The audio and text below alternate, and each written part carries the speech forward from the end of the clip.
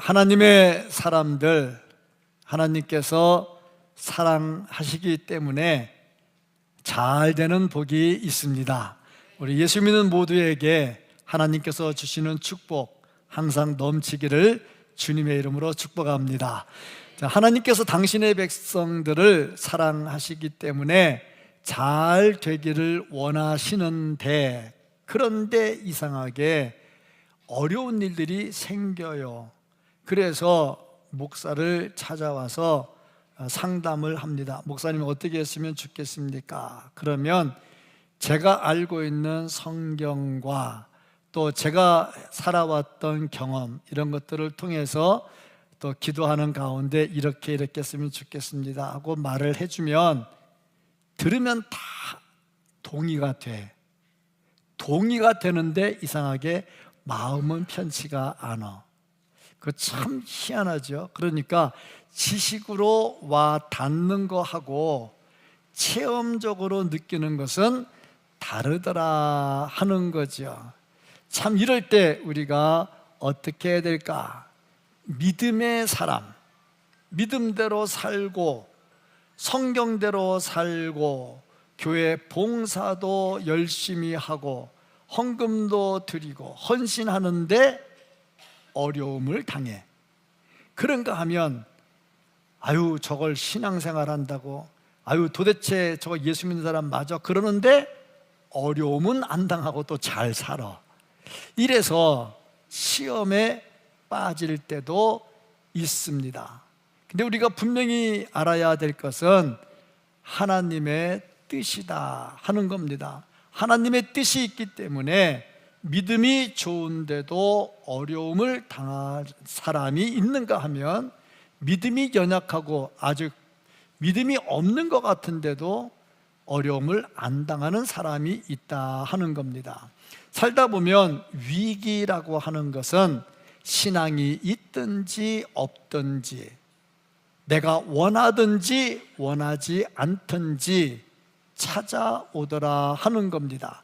그렇다면 그리스도인에게 있어서 이 위기란 무슨 의미가 있을까?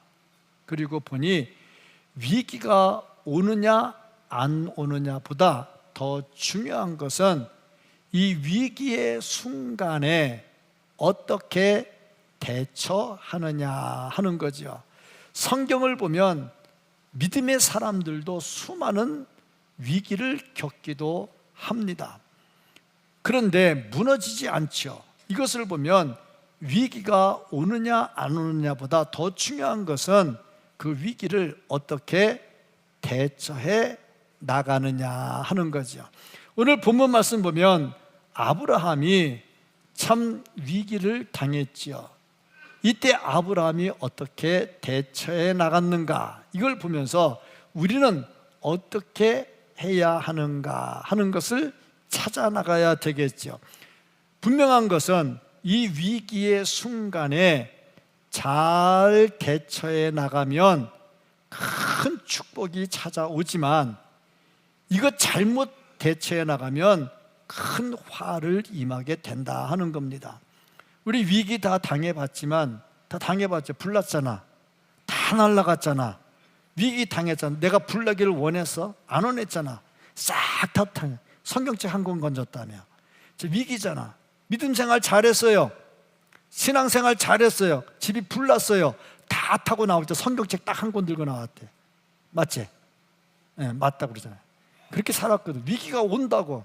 이 위기가 올 때 내가 어떻게 대처하느냐, 여기에 따라서 축복이 오기도 하고 그것이 큰 재앙이 되기도 하더라 하는 겁니다. 부디 원하기는 위기 상황이 안 오기를 원하지만, 안 오기를 원합니다. 그러나 온다 할지라도 잘 대처해서 위기가 축복으로 바뀌는 은혜가 있기를 주님의 이름으로 축복합니다. 아멘. 이 말씀을 통해서 볼 수 있는 것, 믿음의 사람에게도 위기는 온다 하는 거죠. 우리는 믿음 그러면 믿음의 아버지 아브라함을 이야기합니다. 믿음의 조상 아브라함. 그런데 아브라함이 99살 때에 남방으로, 오늘 본문에 보니까 네게부라고 그랬는데 남방으로 이사를 했습니다. 이사를 해서 그랄 땅에 거하는데 자기 아내 사라, 아브라함이 99살이니까 사라는 89살이야. 자기 아내를 누이라고 속였어요. 그러다 보니까 그 땅의 왕 아비멜렉이 야, 네 동생 나 줘, 우리 결혼하자 얘기를 한 거예요. 왜 그랬느냐? 너무 이뻐.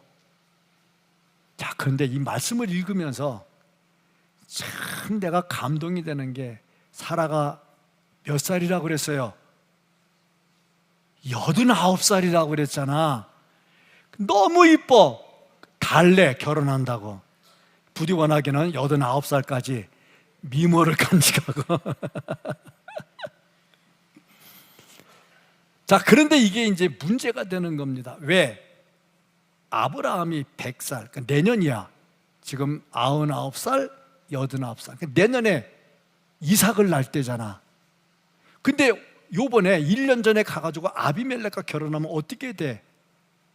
하나님과 약속했던 씨가 다 무너지면 다윗의 조상도 무너지고, 그게 무너지면 다윗의 자손 예수 그리스도도 무너지는 아주 엄청난 사건이 터지게 된 겁니다. 왜 이런 일이 일어났을까? 그리고 보니 너무 이뻐. 옆 사람에게 이렇게 인사하면 신뢰가 될까? 당신은 89살에 팔려갈 그런 일은 없을 것 같네. 신뢰가 될까? 너무 이뻐. 창세기 12장 14절, 아브라함이 애굽에 이르렀을 때에 애굽 사람들이 그 여인이 심히 아리따움을 보았고. 자, 보세요. 한 사람이 예쁘다 그런 게 아니야. 예쁜 것의 기준은 개인적이야.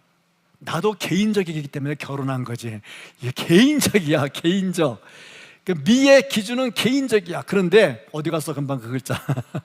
다시, 애굽 사람들이 전부 다 그런 거야. 참 예쁘다, 이 얘기를 했잖아요. 자, 이것을 보면서 이 미모 때문에 아비멜렉이 결혼을 신청하는데 단순히 그것 때문에는 아니야. 그럼 뭐냐? 아브라함이 가진 재산이 제법 많어. 그러니까 둘이 결혼을 하게 되면 아비멜렉 왕으로서는 세력 확장이 되는 거야. 예쁜 아내 얻고 세력도 확장이 되고, 그래서 결혼 제의를 했다 하는 것이고, 또 아브라함의 입장에서 보면 너무 미모 때문에 위기가 왔다는 거야. 참, 그래서 우리 위기 안 오는 게 너무너무 감사한 일인데 미모 때문에 위기가 왔다는 거야.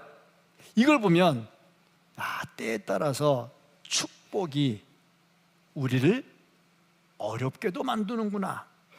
돈이 많은 건 축복입니다. 그런데 돈 많기 때문에 시험에 빠질 수도 있단 말이죠. 아름다움은 축복이죠.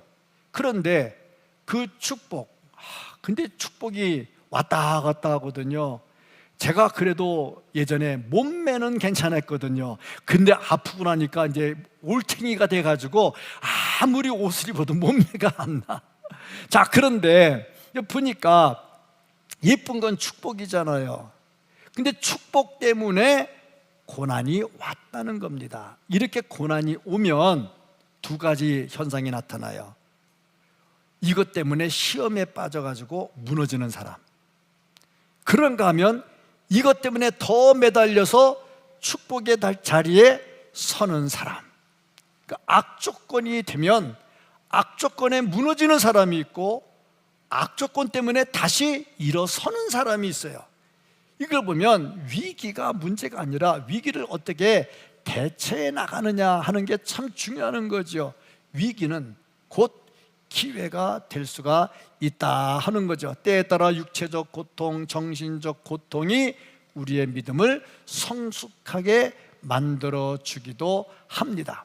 그러니까 위기의 순간에 옛날만 생각하면서 내가 왜 이러지 하는 것은 아직 믿음이 성장하지 못한 것이고, 이 과정에서 잘 딛고 일어서면 믿음이 성장한 사람이라는 거죠. 사도 바울은 어땠을까? 빌립보서 4장 11절부터 13절까지 말씀을 보면, 내가 궁핍함으로 말하는 것이 아니라, 지금 궁핍한 거야, 가난한 거야, 가난해요. 어떠한 형편에든지 나는 자족하기를 배웠노니, 가난해도 만족한다는 얘기죠. 나는 비천에 처할 줄도 알고. 엄청나게 가난한 거죠. 춥고 배고프고 헐벗고. 믿음 좋은 바울이 그렇게 살았어요. 풍부에 처할 줄도 알아. 모든 일, 곧 배부름과 배고픔과 풍부와 궁핍에도 처할 줄 아는 일체의 비결을 배웠느라. 배고프잖아요, 힘들잖아요. 내게 능력 주시는 자 안에서 내가 모든 것을 할 수 있느니라. 자, 위기가 문제가 아니라 그 위기에서 모든 것을 해결해 나갈 수 있는 일체의 비결을 다 배웠다는 겁니다. 위기가 문제가 아니라 위기에 대처해 나가는 능력이 중요하다 하는 거죠. 근데 아브라함은 예쁜 미모 때문에, 아내의 예쁜 미모 때문에 위기를 받기도 했지만, 더 중요한 이유가 뭐냐면 하나님의 말씀이 제대로 기준점을 잡지 못했다 하는 겁니다. 결정을 하는 데 있어서 철저하게 하나님의 말씀대로 살지를 못한 겁니다. 그러면 위기의 순간에 무너져요. 왜냐? 하나님은 아브라함에게 씨를 약속하셨잖아. 그런데 아직 씨가 안 났잖아. 99살이니까 내년이면 씨가 나올 텐데, 약속의 씨가 나올 텐데 99이잖아. 그러니까 1년만 기다리면 될 텐데, 그때 아내를 빼앗기면 어떻게 되냐고. 약속의 씨가 어떻게 되냐고. 그 무슨 수를 써서라도 내 아내라고 말을 하고, 죽을지 모를지만은 그래도 아내를 지키려고 해야 이게 맞는 거죠. 말씀을 넘어가니까 이렇게 돼가지고 결국에 아내도 뺏기게 되잖아요. 자, 말씀도 넘어가게 되고 아내도 뺏기게 된다. 그러면 왜 이렇게 됐을까? 하나님께서 말씀하시기를 이사가지 말라고 그랬거든. 그런데 애굽으로 가지 말라고 그랬거든. 근데 애굽으로 간 거예요. 그럼 왜 갔을까? 여기서 이제 우리는 어떤가 하는 걸 볼 수가 있어요. 지금 본문이 창세기 20장입니다. 한 장 거꾸로 가면 19장입니다. 19장에 무슨 일이 있느냐? 소돔과 고모라가 유황불에 멸망을 합니다. 소돔과 고모라는 어떤 땅이냐?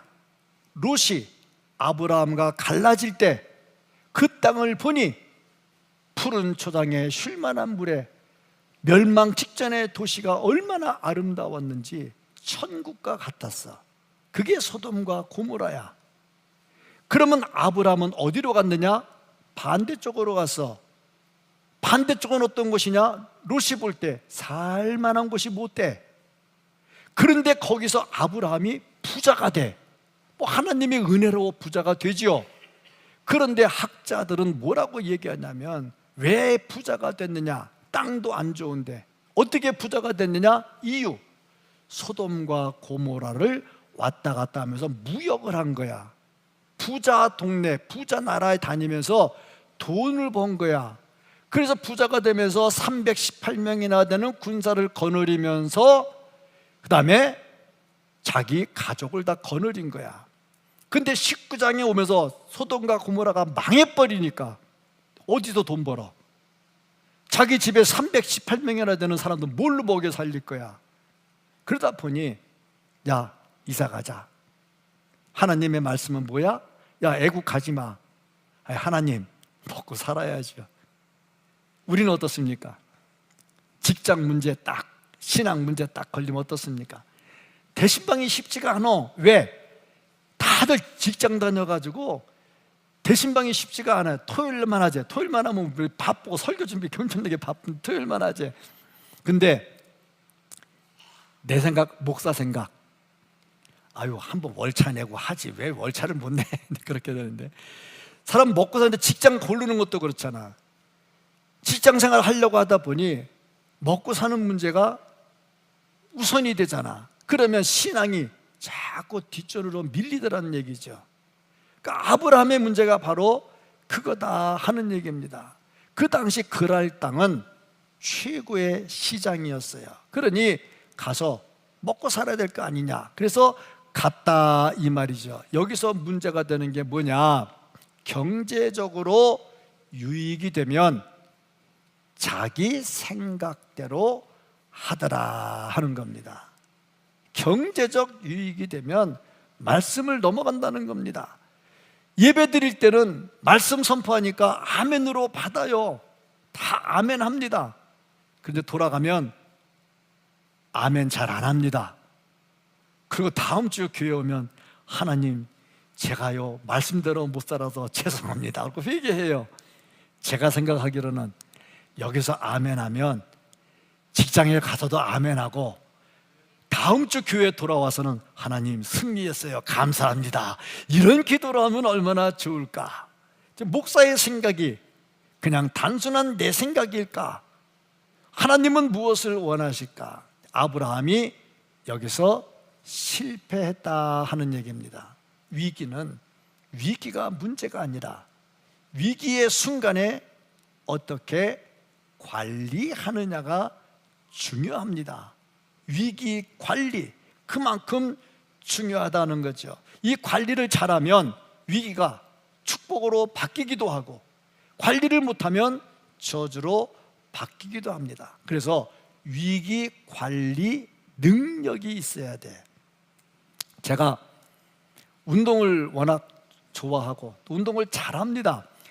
공 갖고 노는 거는 다 잘합니다. 축구공 갖고 잘 놀아요. 배구공 갖고 잘 놀아요. 탁구공 갖고 잘 놀아요. 야구공 갖고 잘 놀아요. 골프공 갖고 잘 놀아요. 공만 주면 잘 놀아요. 볼링공 갖고 잘 놀아요. 글쎄, 볼링 최고 칠 때 255까지 쳤다니까. 세상에 골프 치러 가가지고 두 번째 만에 두 자릿수 쳤다니까. 이게 쉽지 않아요, 이런 거는. 어떤 사람은 세 자릿수에서 두 자리 가는데 1년 걸렸다 그러고 뭐 집 한 채 날라갔다 가는데, 다 두 번째 가가지고 두 자릿수 치는 거 쉽지 않아요. 공 갖고 잘 놀아요. 근데 대학교 다닐 때 공을 차는데 뭘 했냐면 신학교끼리 시합을 해요. 신학교끼리 시합을 하는데 하여튼 2년 연속 우승을 했어요. 그때 제가 주전 골키퍼를 했다는 거 아닙니까? 1년 동안 공 차는데 한 골도 안 먹은 적이 있어요. 놀랍지도 않지. 그게 뭐라고. 근데 우리는 대단한 거거든요. 하여튼 그랬어요. 그랬는데 공 차러 나가는데 제가 볼 때 저 애가 굉장히 잘 차요. 나는 걔를 주전으로 쓰고 싶은데 주장은 안 쓴대. 왜? 우리끼리 찰 때는 잘 차는데 나가면 못 차. 왜 그러냐면 우리끼리 찰 때는 신학교라는 데가 운동장이 작아요. 그러니까 작은 데서는 잘 차는 거야. 근데 시합 나가면 국가대표 차는 그 넓은 축구장에서 차거든요. 그러니까 좁은 데서 차는 거랑은 안 맞는 거야. 공 차는 게 달라. 그리고 우리끼리 할 때는 잘 차는데 시합 나가면 애가 긴장을 해가지고 잘 못 차는 거야. 그러다 보니까 이게 연습용 선수가 있고 시합용 선수가 있더라고. 무슨 차이냐? 연습할 때는 공식대로 해요. 얘가 이렇게 해주면 네가 이렇게 하고, 얘가 이렇게 해주면 네가. 연습은 공식대로 해요. 시합은 공식대로 안 돼요. 간혹 가다가 엉뚱한 일들이 막 일어나거든요. 그때 어떻게 하느냐가 선수가 되기도 하고, 그때 어떻게 하느냐가 후보가 되기도 하는 거야. 신앙도 그래요. 교회에서는 잘해요. 아멘도 잘해요. 열심히 해요. 근데 일터에 가면 위기가 딱 생기면 예수 안 믿는 것처럼 돼버려요. 관리가 안 돼요. 관리가. 위기는 누구에게나 있어요. 그런데 어떻게 관리하느냐? 아브라함이 실패했다. 말씀을 저버렸어요. 아내를 누이라고 했어요. 사실 아내는 맞아요. 사촌 동생이잖아. 아내는 맞아요. 근데 지금 같이 산 지가 몇 년인데 아내지. 왜 거짓말했는데?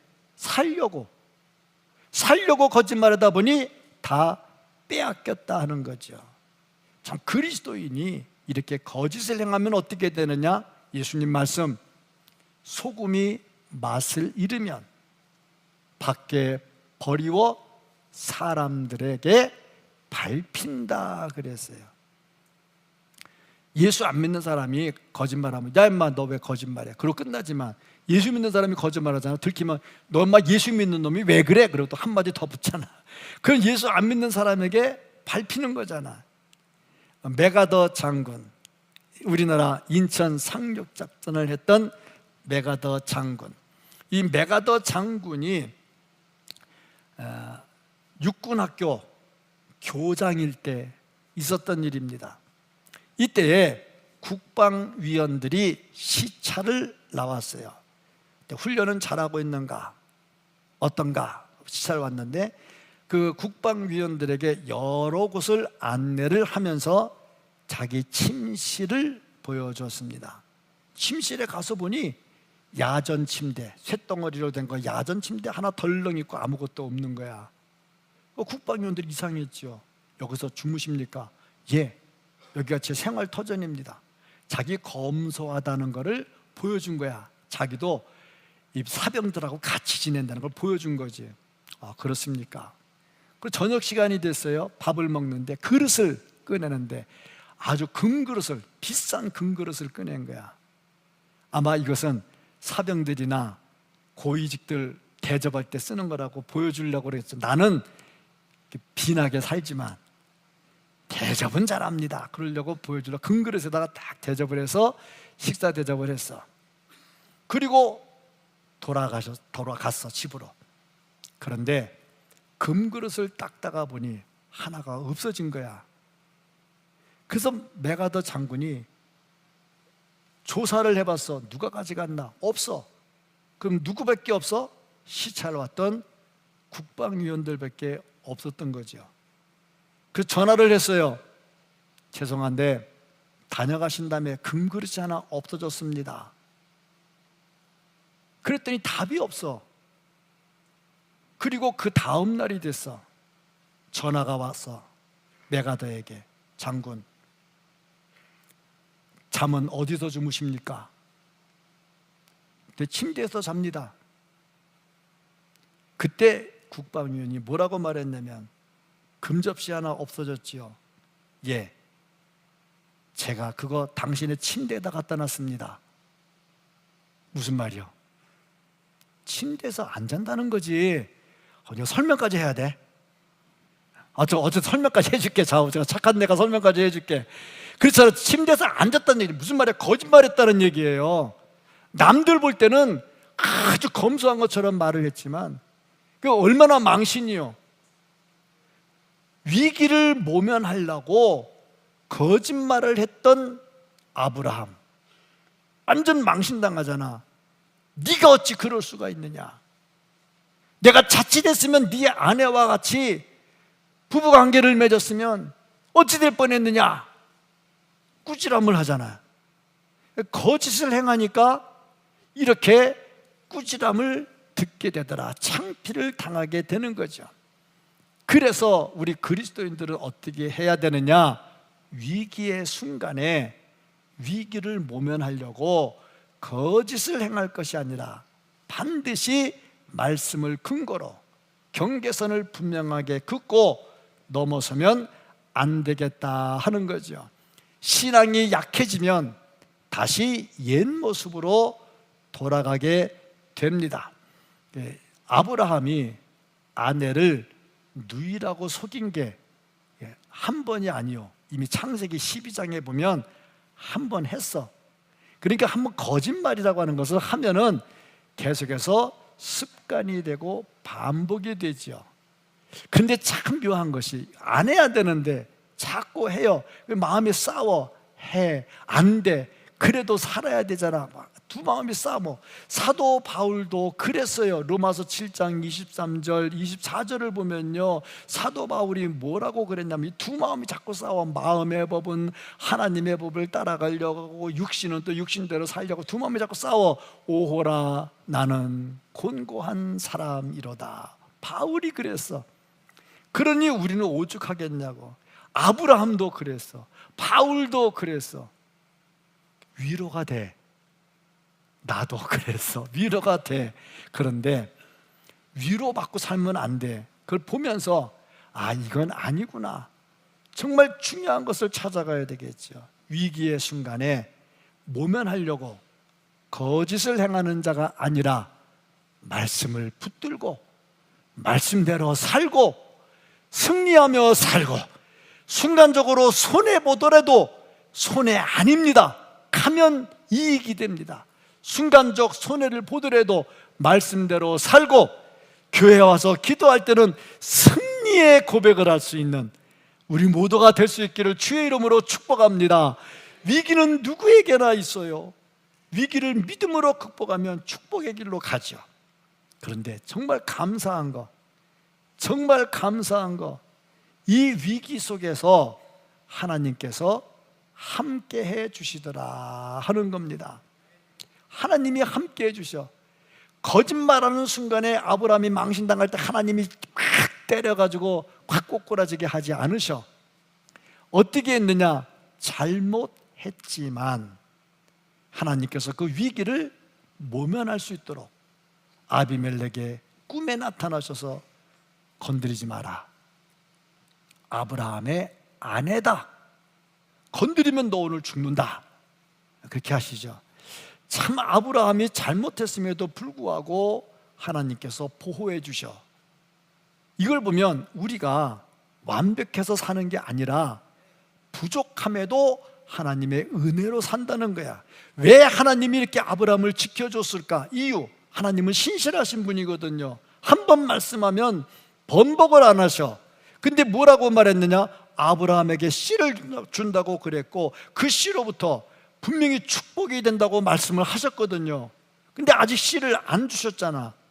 그러니까 아브라함을 살려주시죠. 하나님의 약속을 지키기 위해서 아브라함을 살려주시고 위기를 모면할 수 있도록 철저하게 보호해 주시더라는 겁니다. 이걸 보면 우리가 연약해도 내치지 않고 너는 내 자녀야, 나는 너와 함께해, 그러면서 우리를 보호해 주신다 하는 겁니다. 그러니까 위기의 순간에 절대 무너지지 않고 하나님께서 반드시 보호해 주신다는 겁니다. 그러므로 우리는 어떻게 해야 되느냐? 그 하나님께 구해야죠. 하나님, 제가 힘들어요. 하나님, 제가 어려워요. 견딜 힘이 없어요. 하나님, 저를 도와주세요. 매달려야죠. 그러면 하나님께서 붙들어 주시고 함께 해주시고 위기 속에서도 승리하는 길로 인도해 주십니다. 아브라함은 하나님의 인도하심, 보호하심으로 인해서 이삭을 낳고 이삭이 야곱을 낳고 야곱에게서 유다가 나오고 유다에게서 다윗이 나오고 다윗에게서 예수 그리스도가 나오십니다. 하나님의 놀라운 축복이 이루어진다는 거죠. 위기는 고난이지만 그 위기를 잘 이겨나가면 하나님께 영광이 되고 우리에게 축복도 된다 하는 겁니다. 우리에게 위기가 없기를 축복합니다. 그러나 위기가 온다 해도 하나님의 은혜로 승리하기를 축복합니다. 그로 인해서 우리도 하나님 안에서 더 큰 기쁨과 찬송과 감사로 살아갈 수 있기를 예수님의 이름으로 축복합니다. 아멘.